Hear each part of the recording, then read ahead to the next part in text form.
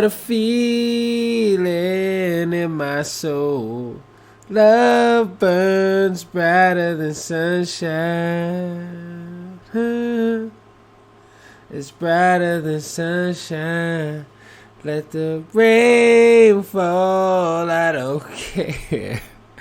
Hello, America and everywhere else in the world. Welcome back to a brand new episode of Corey Has a Podcast. I'm your host. I'm your guest, Corey Easley. I'm back. It's that time of season where, okay, so this is what happened. If you do hear some background noise, sorry. If you don't, good for you. I got the AC going because there is an air conditioner on in here, and I tell you what, the shit has changed my motherfucking life. And I got a little bit of a stuffy nose. I'm not gonna blame the air conditioner for it, although it's probably the air conditioner's fault. But you know, the air conditioner has been nothing but nice to me. Like, I come home, it doesn't say any dumb shit to me. It doesn't bust my balls. It doesn't ask me where I was at. You know, it's just cool, man. It's just really fucking cool. Yeah, so now what I'm trying to figure out is how to sleep properly. I've realized that I don't know how to sleep because I've recently become one of these people who wears a watch that tells you that you slept like shit every time you wake up. So, you know, maybe the watch doesn't really know, right? Like, how can a watch tell you? But then again, how can a person in a white jacket tell you how you slept if they're not fucking watching you sleep every single day? They're not laying down in bed with you, and they're not standing there behind a glass wall. You mean a window, Corey? A window is just a glass wall, isn't it? Behind a glass wall, a mirror is actually a glass wall if it's on a wall, right? I don't know. We'll revisit that one.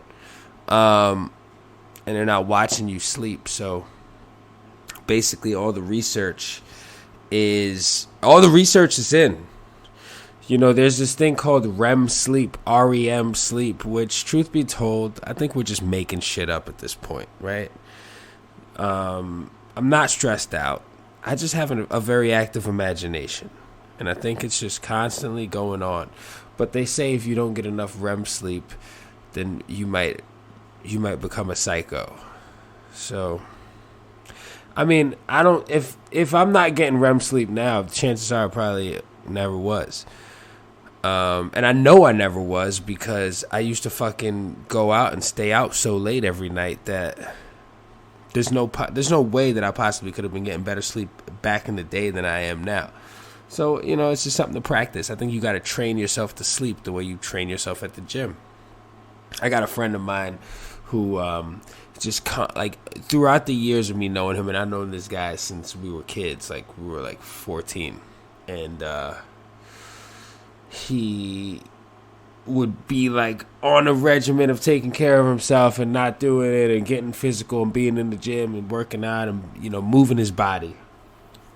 Because people get it twisted. They're like, oh, you're going to go to the gym and lift weights or go for a run here and there. It's like just being active, like, you know, keeping yourself mobile.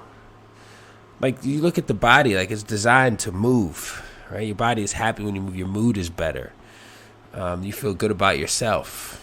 Fuck, you know, we're just not meant to fucking be sedentary and sit around weighing 400 pounds. So my dude is like moving around. He's getting up, and he went from being active to not being active, and he's happier. He's just happier now. He's getting up and he's running every day, and he's doing some training with some kettlebells, and he's swinging them around. And you can find fun things to do to get yourself moving. You can fucking go down to the fucking playground and play handball with strangers.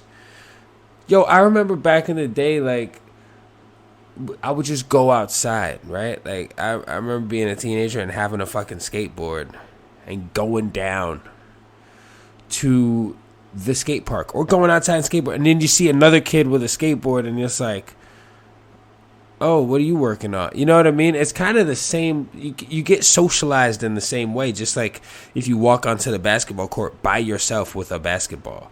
I remember I used to be so fucking shy, and I was hanging out, and my dad's lady at the time, she had 2 sons, and me and the oldest son were the same age, and the younger son was like a year or 2 younger than us. So we were just a couple of bros around like that perfect age, like where wrestling was the shit.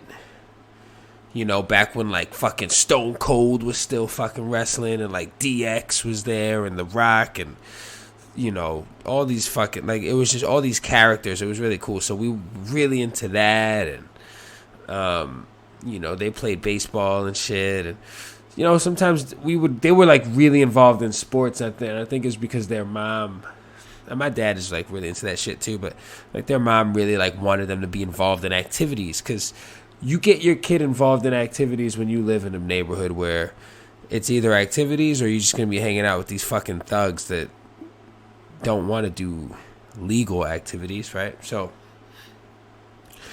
and they would just have the balls to just take their basketball to the court where other motherfuckers were already there playing and just start shooting around or jumping in on games with kids. And like, that really helped me a lot to kind of like get over some social anxiety, because the best way to get over social anxiety is to just get pushed into situations that make you uncomfortable.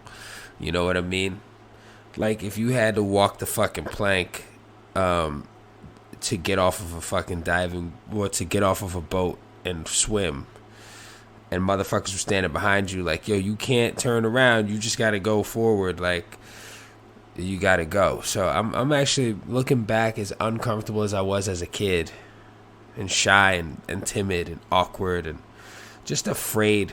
And I realized this because someone yesterday asked me, someone said to me, Corey, you're a good public speaker, and it made me think, like, what the fuck gave you that idea? But this girl said to me, she's like, I think you're a good public speaker, and I have to do a thing where I have to speak publicly. Do you have any tips? And, you know, public speaking is something that people are really afraid to do, right? Public speaking. And I think there's gotta be, I don't know this for a fact. Hold on, let me look up if there's any studies about public speaking. There's classes on this shit. There's like classes on public speaking because so many people have to do it and so many people are afraid, don't want to do it, right? Meanwhile, there's people that get on stage and host the Oscars. There's people that get on TV and talk about sports and talk about... But I think being in front of a camera and being in front of a live audience is totally different, right? Like, because I told this girl, I said, listen, I follow you on Instagram. I see you do videos of you talking all the time. It's like, yeah, but it's different. It's in front of people. I'm like, you know what? You're right. I can imagine that. Yo, when you talk in front of motherfuckers, right before you do it, it's terrifying. The thing is, you just got to just do it. You have to just do it as if you do it all the time. You know, there's a certain... as I still consider myself to be fucking shy. I still consider myself to, like, I don't want to sound stupid. It's weird because, like, I walk around like I don't give a fuck so much, but I really fucking, if I'm being honest, like, I don't want to look like an idiot in front of a bunch of fucking people. I don't like feeling uncomfortable. I don't like, you know, getting my words all jumbled up in my fucking mouth. Like, they're just what I want to say, but what I actually say are two different things. And it's hard. You can get anxiety with that. So what you got to do is take a deep fucking breath. And you just got to eliminate your shame. That's what I do, right? I could look up all these public speaking classes, and I don't know what the fuck these guys are talking about. I'm not a professional. All I know is, for me, someone who is just like, does not like to be the center of attention.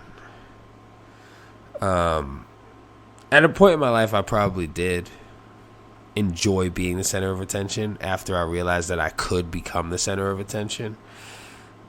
And then now I've kind of regressed back to that little boy version of me that just would rather be seen and not heard, you know, sometimes. but I'm not afraid anymore. And it's just because I've become so comfortable in my own skin that I'm not necessarily afraid to talk in front of a bunch of people. It's like you were either gonna give a shit about what I have to say or you're not. Most people aren't really paying attention to you anyway because everybody's looking at their fucking phones all the time. So, you can't. The thing is, if you go in public speaking trying to please everyone, that's a mistake, right? If you're trying to take everybody's feelings into account, that's probably a mistake too, right? If you have no ill intentions, you don't want to hurt anybody, and you're just speaking freely, and you're being authentic, and you're being yourself. If someone asked you to speak at an event, they asked you for a reason. So this goes for anybody. Somebody asked you to be the best fucking man at their wedding, or the lady of honor, maid of honor, or any of that shit. They asked you because they like you as a person. So whatever it is that you have, just do that. The hardest thing to ever do when somebody says this, be yourself. You start going, what the fuck? Be myself? How the fuck do I do that? Right? It's like when somebody goes, when you get in the shower and you start washing your body, what do you start with? Then you have to kind of like pretend. You have to like pantomime getting in the shower and starting to wash, because you don't even really remember, because you don't think about it, right? When you brush your teeth, do you start with the front teeth or the back teeth? You don't, or do you brush your teeth at all? You don't think about it so much, right? Because it's just second nature. You should just start talking like you walked into your fucking family's house, which could be a problem for some people. Yeah. A couple of episodes back, I was talking about dream jobs and what people wanted to do as a kid versus like what they started to do when they grew up. And it was kind of just, to me, a bullshit episode about I didn't know what the fuck I was doing. I had to get one out because I'm a firm believer in, I said I do a podcast every week, and I'm not going to let a week go by, even if I just talk about bullshit. It's like I go to the gym and sometimes my workouts are trash, in my opinion, right? It doesn't matter what you think when in regards to like, my commitment I've made to myself. So, yeah, I was thinking about this shit still. I still have been thinking about it, even though it was a bullshit one-off. It was like, and I decided to call it part 1 because I wanted to leave it open-ended in case I decided to do a follow-up episode. And I decided this. Another job that I would love to have is to be a fucking social media troll. But I can only do it part-time because I think I'm not always in the mood to mess with people. But, like, I would do it in such a fun way. You know what I mean? Like, I would have fun with it. Like, I would go on and, when people say, like, yo, imagine if I did this, I would just do that. Like, yo, wouldn't it be crazy if I did this? I would just do those things and say those things. As myself. And then like everybody would hate me, but also people would go, but that's what he does. You know who's the best social media troll? I think 50 Cent. Yo, this motherfucker will be in his comments arguing with regular people, and it's just funny. He does not have to, obviously, he's 50 Cent, but like I think that shit is so fucking funny. I think it's so funny. So yeah, being a troll, being a professional troll is funny. Like, we used to have that. There used to be a career. Motherfuckers would be on the red carpet. Like I remember the show Punk'd with Ashton Kutcher when he first came out with that show. And he had this kid. And it's like, it's so hard to get mad at a kid, right? Like, he had this kid. This kid had to be like 12. And he was at an event, and you see like washed up celebrities showing up to the event, and he would be like breaking their balls on the carpet. Like Pauly Shore was walking into this place, and he was like, "Hey, everybody, look, it's Pauly Shore, everybody, Pauly Shore." And at the time, like, Pauly Shore was like becoming less and less relevant. I know who Pauly Shore is. I mean, I'm a fan of the guy, but it was just funny because Pauly Shore got really fucking mad, and I just remember like seeing that, and I was probably I was that kid's age at the time I saw that, and I thought, man, look how mad he is, and he can't even do shit about it because it's a little kid, like that is funny. And I, at the end of the day, it's all in good fun, right? It kind of, stuff like that kind of humbles people. You get knocked down a peg or two and you're like, yeah, you know what? At the end of the day, I'm just a fucking person, right? Like this is my career and blah, blah, blah. But I like that. I like that when, some people can't handle that shit. Some people take it really personally, but I think we need trolls in the world. I think we need them. I don't like being trolled when I'm being trolled. If I'm being honest, people always say, "Oh, you could dish it out, but you can't take it." You know why? Because taking it is whack. Dishing it out is actually kind of cool. But the thing is, it's not about you could dish it out, but you can't take it. You dish it out, you got to be prepared to take it and know it's gonna suck. You know what I mean? Dish it out all you want. But yo, when it's time to take it, don't be ready to actually fight somebody. Just let them bust your fucking balls. That's just the way it goes. Hey, we're just breaking balls here. I don't know. That's my 2 cents on it. Being a troll will probably be the best job ever. You get paid to do that. That could be awesome.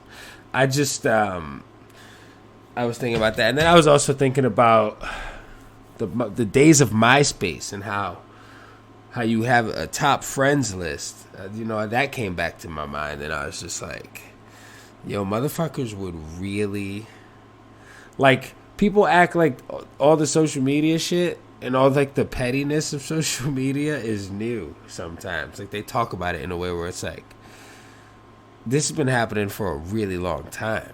Like, I actually do remember a world before any of this shit existed where I just lived my life and nobody, we just interacted with each other in real life and we talked to each other on the phone. Like the screenshot there was no such thing as screenshot. There was you call somebody on three-way, you hold down the mouth part and you stay, or you mute your fucking phone and then you listen to the person say a bunch of shit that you're not supposed to know. They start just like divulging information that you shouldn't be privy to, and you would be just right there on the phone and they wouldn't know. But then that shit fucked you up too, right? I think I'm paranoid still as an adult. You don't know what the fuck's going on, right? You paranoid. I don't say shit. I don't put shit in writing. And I don't say shit to anybody unless I'm face to face and I have a fucking lawyer present. Because you can't trust people these fucking days. And that's what I learned when I was like 14 years old. Maybe even younger than that. Probably 10, to be honest. We had a house phone, right? You had the phone where you pick up the phone and you're on the phone for too long. Your mom could pick up the phone from the other room and go, get off the fucking phone. I got to call your grandmother. Shit like that. So, and that's a true experience that has happened to me before. But yeah, top friends. Yo, I was a savage with my top friends. Then they started being like soft about it, right? You have like a top 8. Top 8 was where it's at. Then they started being like, oh, top 20. And then you could like add as many as you want. Yeah, yo, be honest. You don't have that many top friends. You got these obligatory motherfuckers that you feel like you need to put up there so they don't call, hey, how come I'm not in your top friends? It's like, yo, you know where you stand. You know where you fucking stand. I remember I had my boy Noel, who, you ever have one of those friends who you don't see that often, and you love this person so fucking much, and every time you see him, it's all love, no matter what. He was my top friend for as long as I had MySpace. He was my top friend, and I was his top friend. And it didn't fucking matter if we had a girlfriend. It didn't matter about anybody else that we hung out with on a regular basis. That motherfucker was my top friend. And I even had girls be like, how come I'm not your top friend? At the time that like they were like my little girlfriend or whatever. Because that's what it was if it was MySpace. She was my little girlfriend. You know what I mean? It wasn't no grown-up shit. And I'm like, because you're not my top fucking friend. That's why. Right? The truth of the matter is, if I could go back in time, it's like, yo, are we really even fucking friends? I don't know who the fuck I was dating back in the time of MySpace. So no, you're not my top friend. And I wish you well.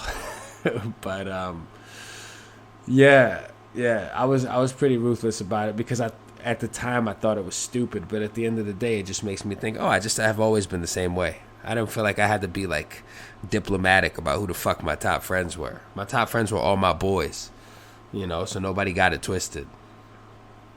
And that's how I kept it. Motherfuckers, I don't like motherfuckers in my business. You know what it is though too, because I'm also from the hood, so it's like, yo, if somebody knows all your moves, then they're clocking you. And I don't like motherfuckers clocking me. Somebody asked me a question the other day, actually. A guy I know, and a guy I like and respect. He said, yo, so you just work out and shit? He was trying to ask me, a little bit.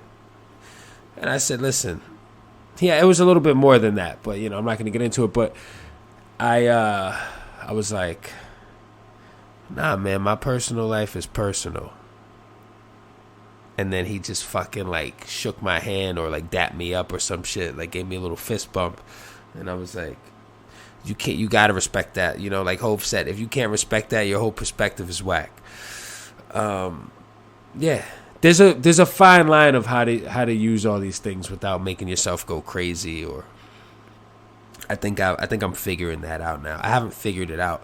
I think anytime I've ever said I figured it out now, I've been lying to myself. I think we lie to ourselves when we think we figured stuff out. Things are always, nothing is static.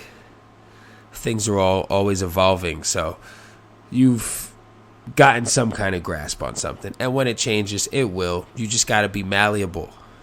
You got to be water, like Bruce Lee said, baby. You put water in any container and it takes that shape. That's how you got to be. I'm not a rapper, I'm an adapter. I can adjust. That's how you got to do it. Like Eminem, a.k.a. Mr. Rappity Rap. That's how I feel about it. But back to the public speaking thing. I, by no means, am an expert at public speaking. But what I am an expert at, or what I am figuring out, is that I'm a lot more comfortable when I'm being true to myself. The social anxiety of being a kid, being shy, being a young boy named Corey Easley, and being around kids that were outgoing and charismatic, and me not necessarily being one of those kids all the time. Not never, but if I was in an uncomfortable place, it was hard for me to be that way, but I see kids that were. And as a young man, I used to see that and be a little intimidated by it, like, and also I admired it, but it was intimidating to me.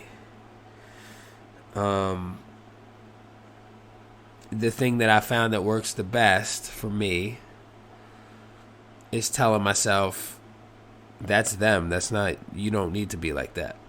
Just be yourself, right? Just be yourself, like legit. Like, remember in Aladdin, he was like, when the genie was trying to tell him to be himself, and then he fucking wanted to become Prince Ali.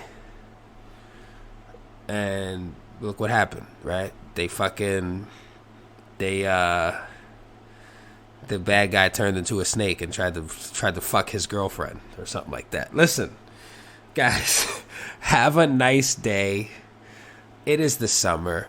It's July. 4th of July already passed. There's been a lot of tragedy going on in the country and in the world, truthfully. I'm well aware of it, just so you know.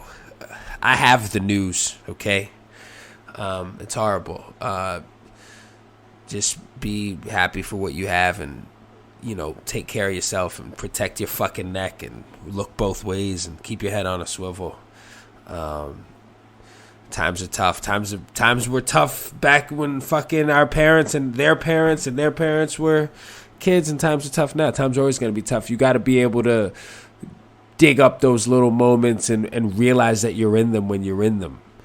You know what I mean? Realize that you're in a moment where your heart rate is low because you're wearing a watch that tells you that. And you're calm and you're amongst friends and love and people that care about you. Right? Appreciate that time. Take care of yourself. Take care of the people you love.